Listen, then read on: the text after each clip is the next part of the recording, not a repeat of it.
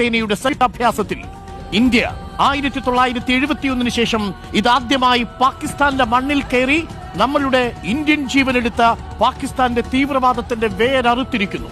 ഒന്നല്ല, രണ്ടല്ല, മൂന്നല്ല, 9 ഇടങ്ങളിലാണ് ഇന്ത്യയുടെ സംയുക്ത സേന ഇന്നലെ 1:44 കൃത്യമായും കുറിച്ചുവെച്ച സമയമുഹൂർത്തത്തിൽ പാകിസ്ഥാനിലും പാക് ഒക്കുപൈഡ് കാശ്മീരിലുമായി ജെയ്ഷെ മുഹമ്മദിന്റെയും ലഷ്കർ-ഇ തൊയ്ബയുടെയും ഭീകര കേന്ദ്രങ്ങൾ തകർത്തത്.